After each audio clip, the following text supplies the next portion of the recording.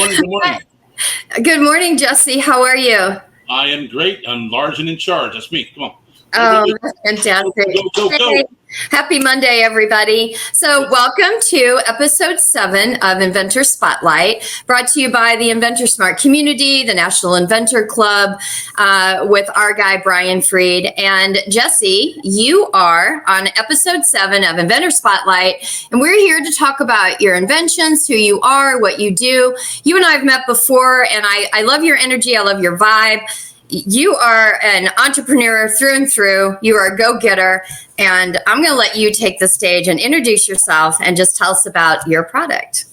Well, I'll take the stage. I don't want to talk too much. Sometimes I go. And sometimes I don't get things talked about and get done. But Jesse Morgan out of Fort Myers, Florida. I'm an inventor, several businesses. I have a security company. I have well over 40 guards that work for me. I do help a lot of different people. I used to be in the manufacturing of weapons. For years, I helped people manufacture and design different guns, and it got into the prototyping of building prototypes for people for inventions. So I started doing it as a side gig and helping people out, and then it started building into something a little crazy. Well, I was in a head-on collision with a drunk driver, rolled my vehicle, caught fire. I had a gun in my door, a knife in my center console to cut seatbelts, and in a rollover, I lost everything. I was trapped upside down in a burning vehicle. That was 2005. So I'm stuck there trying to figure out what do I do? How do I get out? Luckily, people came by, broke my window, cut my seatbelt and pulled me out where I wouldn't be here today. So I sort of had an idea and I put on a napkin, but I didn't know how to bring it to life. But this whole idea was called the extractor. All right. So I went after a safety tool that helps save people's life with the accessibility side of it, built into a visor. In different colors, everything else. Right now, I concentrate on the black one. Right now, it's a seatbelt cutter, window breaker, life-saving tool. Here is the seatbelt cutter. Here's the tungsten carbide window breaker. This is a brass knuckle in a way, but I treat it as a safety tool, not a self-defense tool. All right. This is right here. It's got a little measurement on the side. Actually, hex holes here are built is from a 1/2 inch all the way down to a 1/4 inch.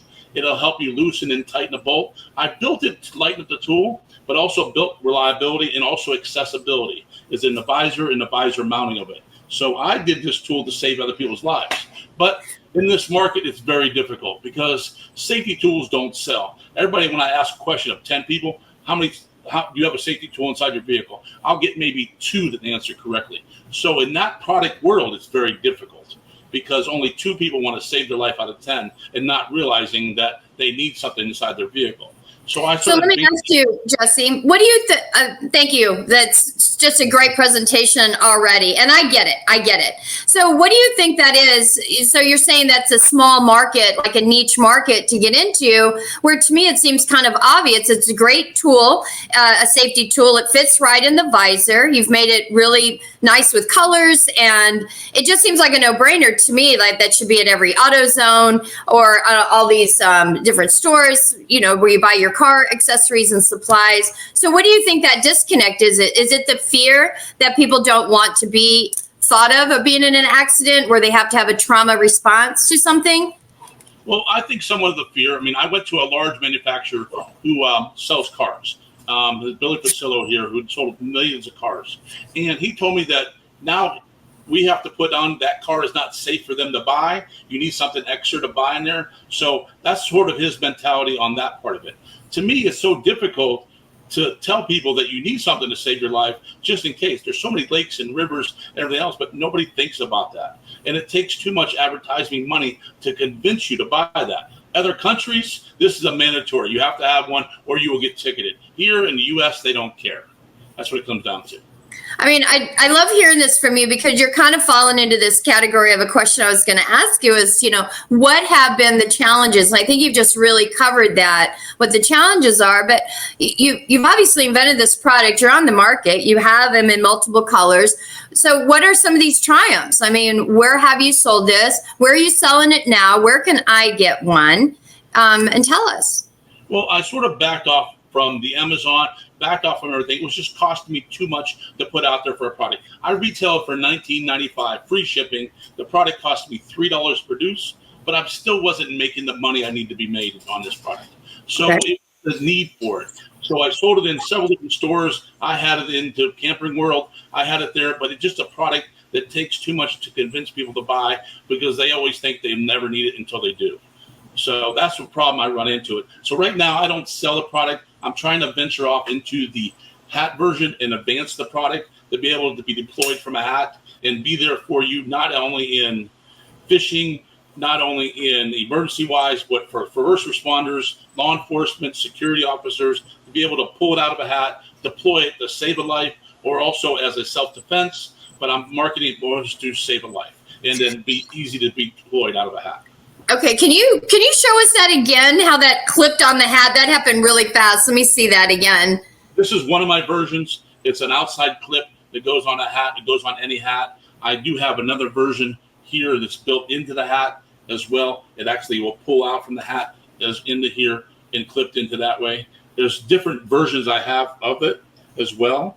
I'm trying to make it more accessible where you put 2 bolts in any hat you want to, so you could buy it and put it in your own favorite hat, or buy it with my hat already built into it. So it's only is 2 nuts and 2 bolts, and to be able to build it right into it and be able to deploy it anywhere. You know, any hat, a hard hat, any type of hat. How much weight is that adding to that rim of the hat? Is that a factor in? This part, it runs about 3 ounces. Okay. 2.9 ounces. Not a lot of weight at all to it, to a hat. Normally when you wear it, the clip is more, it weighs a little bit more. That's why I don't like the clip. This version helps balance it out a little bit better. Okay. I built it. And okay. Just adding that to my patent as we speak now. We actually did all the paperwork and submitted. I just got to see how the patent office likes it. But it's almost filing a new patent. That's what it comes down to. Well, of course. Well, here's what I'm loving already. So, you know, I'm an inventor myself, like a lot of us are that are on the platform and in the community. What I love that you've taken your product and you believe in it so much that you see its value. You're like, all right, if the market's not ready, I'm going to modify it and find a wider market so that I believe in this so much. And I get it, Jesse. I mean, I think it's cool. I want one. I want my kid to have one just because it's in the car, right? And the consumer, I find, you know, you have a tool like that, they'll find other uses for it, like you just did for fishing, camping, just on the road, truck drivers, first responders, emergencies. I mean, I just think it's brilliant. I really do. Well, thank you. I'm rebranding from the extractor tool to the Breakout Tool. I have a name that I trademarked that came available, so I'm rebranding it that way because it's easier. Breakout says a little bit more than extractor. Everybody always comes to me, what is an extractor? I'm called the extractor man. I do different things, but when it comes down to what is an extractor, so today I've rebranded it with Breakout.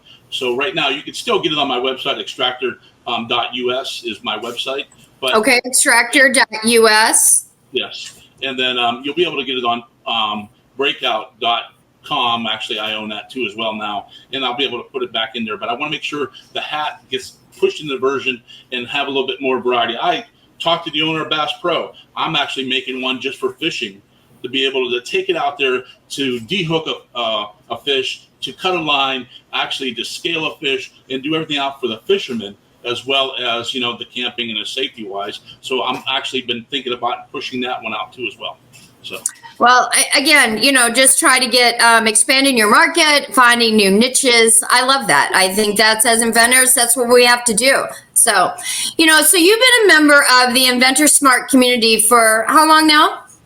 Well, I've known Brian for past probably 10 years. But, you know, pushing back and forth and helping him back and forth, going back to the Inventor Smart Community, I really got back into it probably about 8 to 10 months ago and really pushing back into the inventor and helping other inventors. I have an inventor community down here in Fort Myers and pushing it back up. Ever since COVID, everything's shut down. Everybody wanted to stay at home, and it's still hard to convince people to come out to our invention clubs.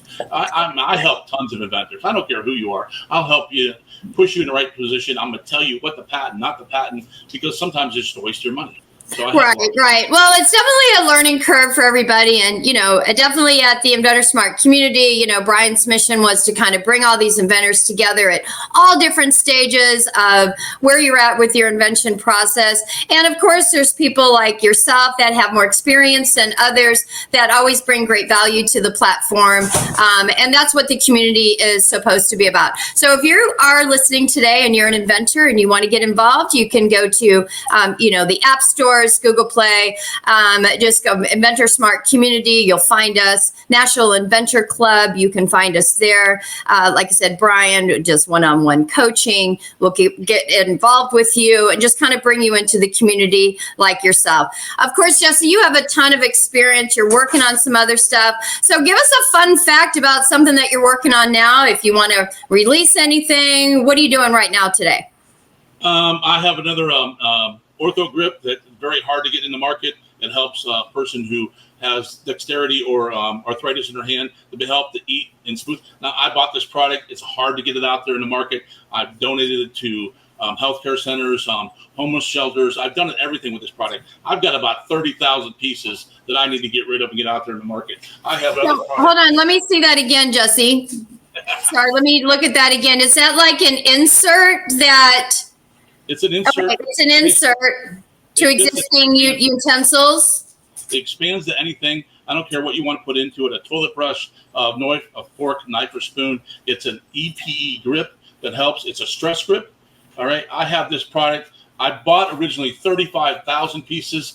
Wells Fargo did a stress grip prototype with me, and I sold 5,000 to them. So it pretty much helped pay for the whole product. But just getting this product out there and market-wise, it's very difficult. And I've been trying to find other things from our inventors group and the other more ideas for it. And that's what I like about the group. It helps other inventors talking about other products, and I have some other good points from other inventors that I didn't think about. That's what's right about different products. Right. And you know what, you just hit the nail on the head. That's what's great about being in a community as well, is that we can all kind of learn from one another. Well, I'm really happy that you taken your time today. I know it's Monday and you're busy. You have a lot going on. You run a lot of successful companies. You're a serial entrepreneur. And, what is that? Because I'm all about a back scratch. That's my bullet back scratcher. That's one right there. It's actually got your back scratcher. It's made with bullets, 223, 556 bullets. It's like a woman's fingernails on the back of your back. It's unbelievable. It's like, no way. What do you call it? That's awesome. What do you call that? Got your back scratcher. I can't mention a lot of times when you mention ammo, bullets, or anything like that on the internet, on Facebook or anything like that, they'll cut you off. So I came up with the got your back scratcher, because it's always there for you. And I've sold about 2,500 of these. So it's pretty. It's a barbecue grill brush with 556 bullets through it, and it's amazing, a little tool that actually just gets that right spot. Unbelievable. Well, that really looks like it'd be pretty sturdy, and it would last a lifetime, I would assume. And is that a patent idea for you, Jesse? Oh, no, it's not a patent idea. I just come up with so many different ideas. I see how it markets, see what it does first, and if it does really well, then I'll go into the patent. I'll just do a PPA. That's all I do. Sure. That looks like a fun novelty gift. So where could we get one of those at? You would have to contact me directly. I don't actually put a lot of these on the market, but I mean, either at my email. If you join the group, I'll give you a great price on them, that type of thing. I always try to encourage other inventors to help other inventors. Join the group, get my email, I'll send it out to you. So. Okay. What's your email? Tell us right here if somebody wants to contact you. jpmorgan1964@gmail.com. Again, jpmorgan1964@gmail.com. I love that. Thank you so much. You have been a great guest for episode 7 of the Inventor Spotlight. We appreciate your time today, and I love it that you're in our community, and I hope that you stay active and stay involved with us and continue to show us your great products and your fun ideas. You're such an inspiration. Appreciate your time today. I appreciate your time. Thank you very much. You did great for me. Help me out. Send me a copy of this. I'll start promoting a little bit more. And this is one of my inventions, a little chainsaw meant for your AR-15. It's unbelievable chainsaw. I built and customized these things 12 volt. So I built several of these for your AR-15. So those are assault rifles, as they would call them. Or, I'm sorry, we don't mention those. But thank you, Samantha. I appreciate it. Everything else. You guys are great. Unbelievable. Come and join us on Inventor Smart. Unbelievable community. Be part of us. That's right. I love this energy. All right, man. You have a great afternoon. Thanks for being a part. And we'll see you in the next National Inventor Club meetings or, of course, in the app community. Thank you. Thank you very much. Thank you. All right. See ya. Jesse has left the building. All right. Bye-bye. Bye.